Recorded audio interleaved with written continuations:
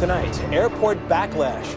The transportation security chief signals he's open to change as protests increase over invasive screening methods. Even the Secretary of State wants to sidestep the procedure. Not if I could avoid it. No, I mean, who would? I'm Russ Mitchell. Also tonight, no relief at the gas pump. Prices are up more than 25 cents a gallon since the summer. Breach of trust, how some ambulance workers take advantage of female patients when they're at their most vulnerable.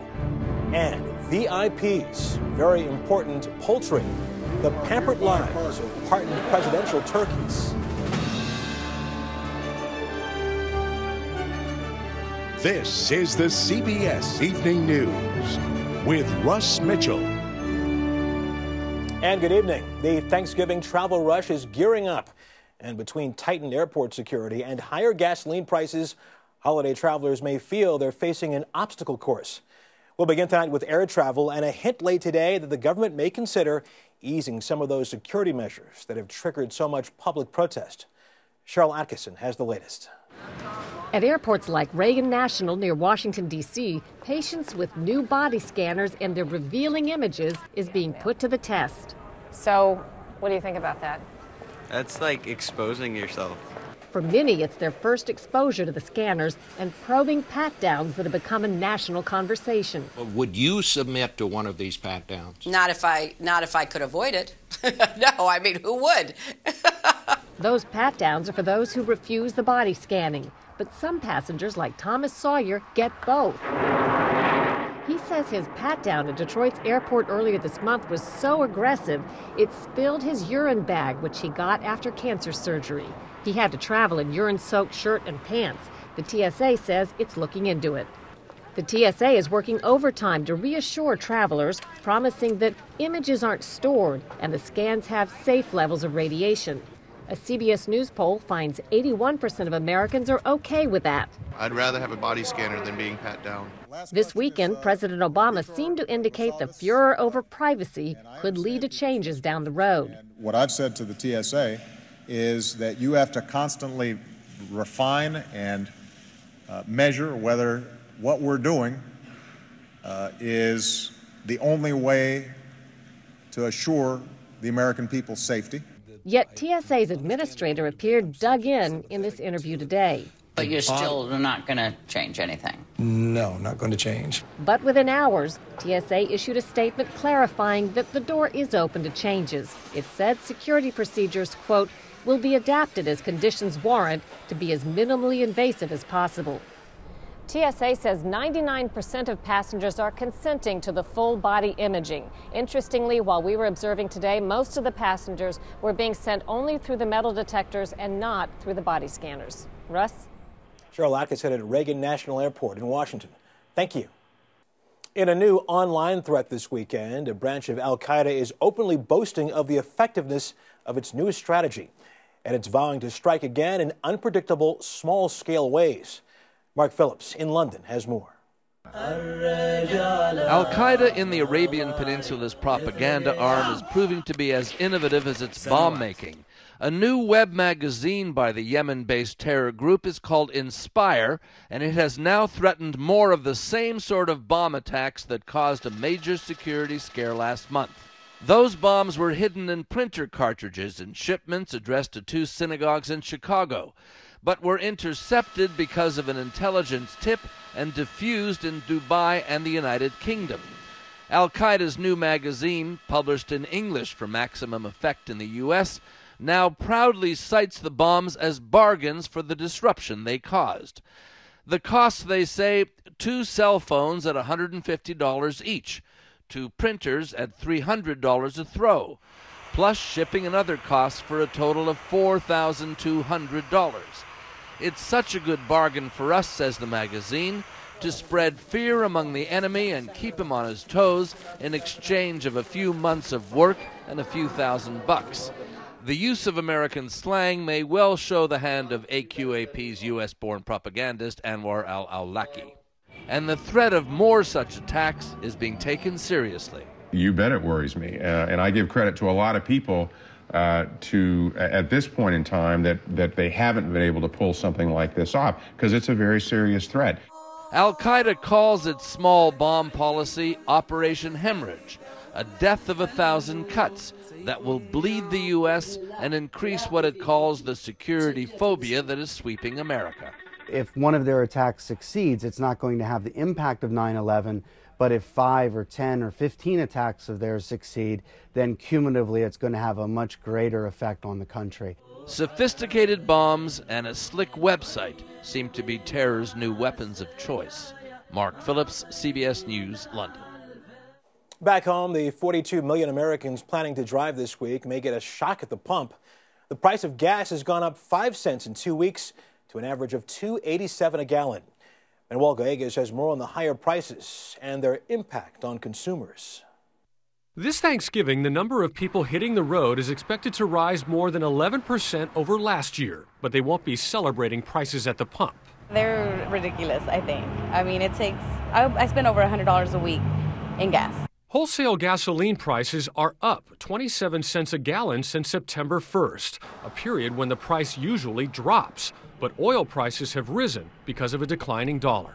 It's really gotten expensive. The average retail price across the country is $2.87 per gallon. In many places, drivers are already paying well over $3. Someone who's just starting out with a low paycheck, that's a decent cut of the budget. A rise in gas prices could also mean less money available to spend on holiday shopping, a big negative for the economy. Nothing affects the consumer psyche more than the ups and downs in gasoline prices. You drive down the street and that price is in your face. That has a big hit to the collective psyche. I don't see an end to it, and I'm worried. Sustained high gas prices are a concern for economists. Every penny that we get above $3, every penny takes $4 million per penny per day out of the American consumer. Rising energy prices act like a tax on both consumers and business. I have to work harder.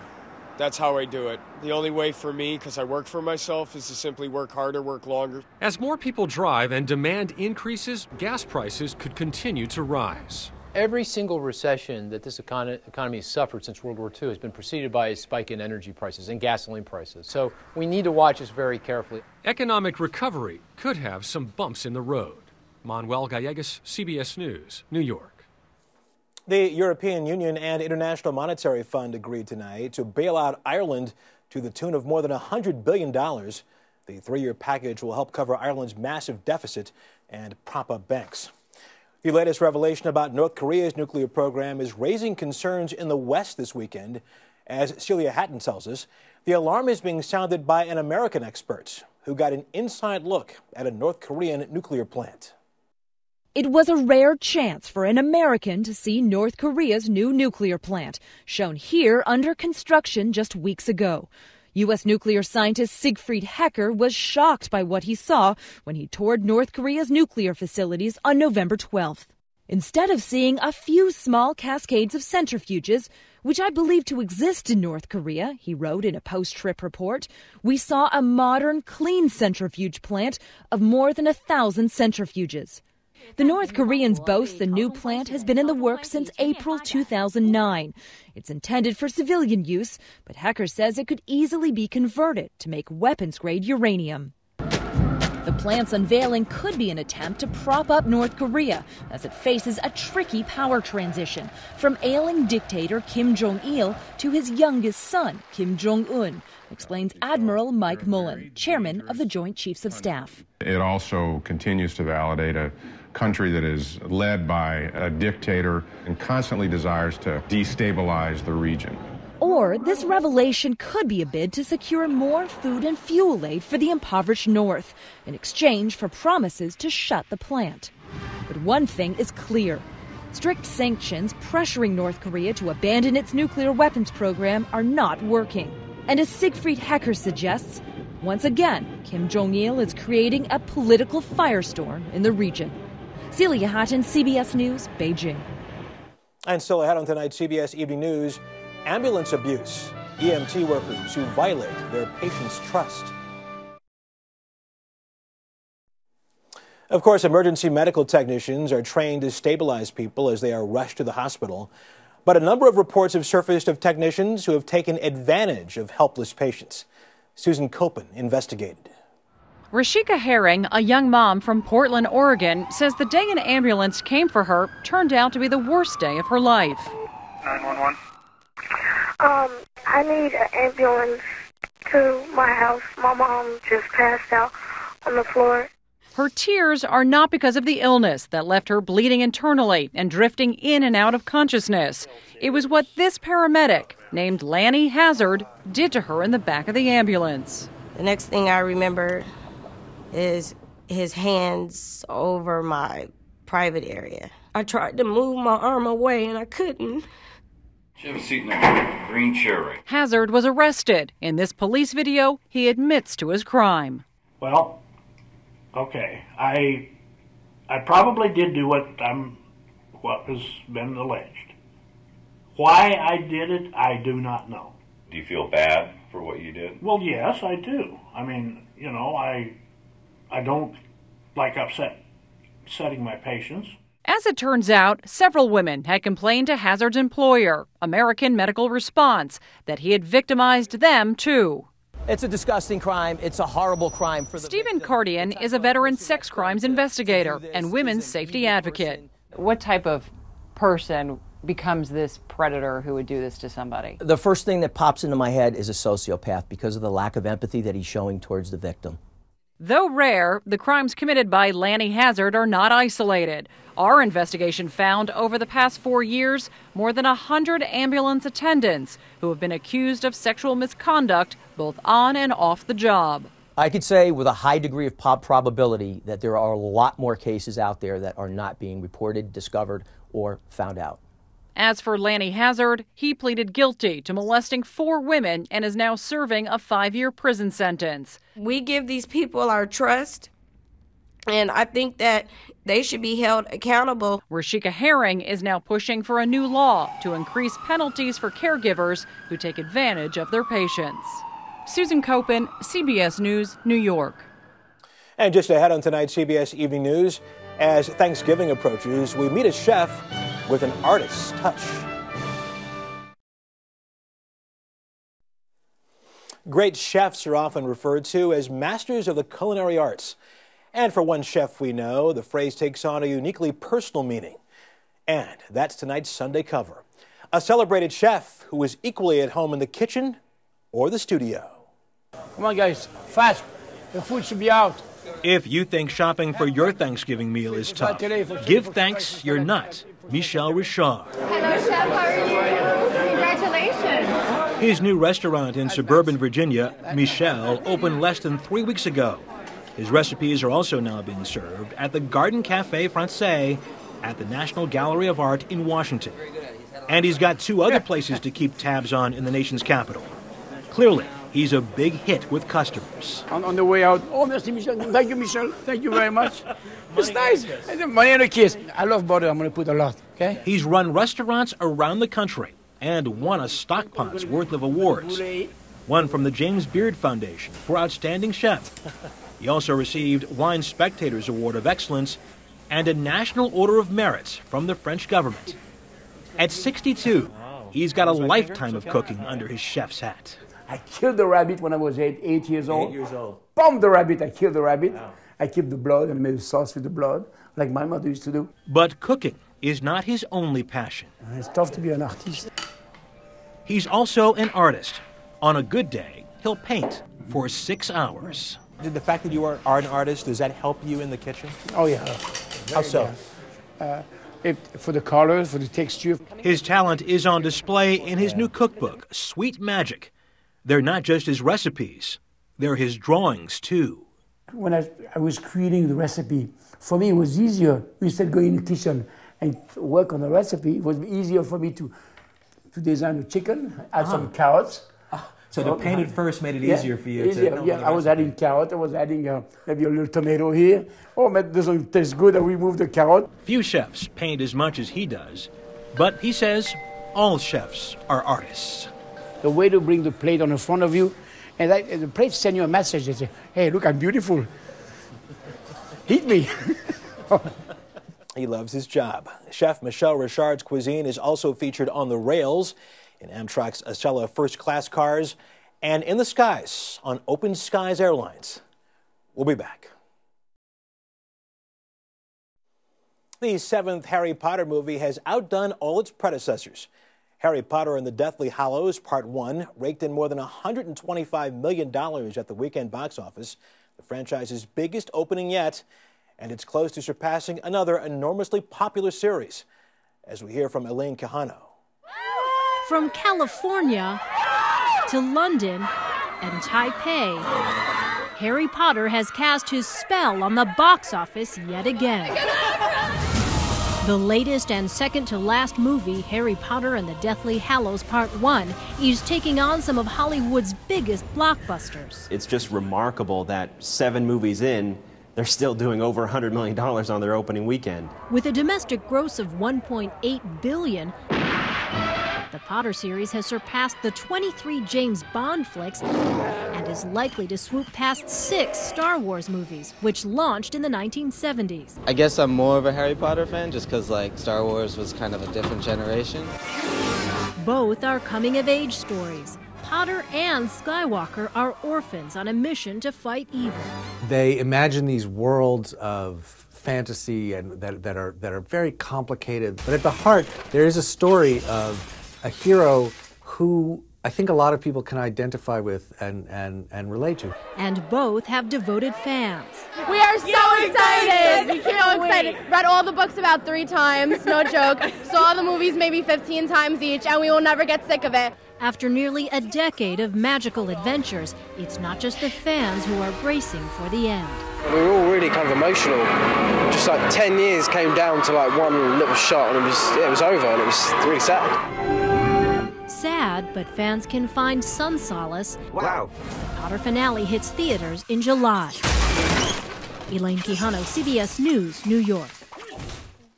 In sports, driver Jimmy Johnson finished second in today's race at the Homestead Miami Speedway, but that gave Johnson enough points to win a record 5th consecutive NASCAR championship.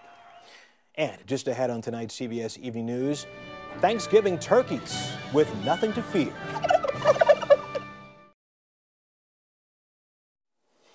Finally, this Sunday, of all of our Thanksgiving rituals, it is the most recent and the most generous. We speak, of course, of the presidential pardon of the official White House turkey. John Blackstone has the story of poultry spared. It is a task facing millions of Americans right now, choosing the perfect turkey for Thanksgiving. But the bird deemed just right by the folks at California's Foster Farms is going to wind up on a very special table at the White House. They're proud of it. And they're proud of it. For 4 months, Foster Farms has been nurturing what they call the presidential flock. From those 25 birds, 1 will be presented to the president. Those deemed too ugly, don't like his tail feathers, or too excitable are out of the running. You don't want it to be flapping around or jumping off the table or escaping for that matter. That has happened in the past. After President Reagan accepted a bird named Liberty, it made a bid for liberty. But the national turkey has little to fear. After all, it's certain to receive a presidential pardon. Even last year, when the president was tempted to send it to the White House kitchen, the bird was spared. Thanks to the interventions of Malia and Sasha, because I was planning to eat this sucker. This year, the national turkey will stay in a high-end hotel near the White House. With Congress in a lame duck session, he won't be the only bird in town, but he's undoubtedly the luckiest. The tradition of pardoning the presidential turkey, however, doesn't go back all that far.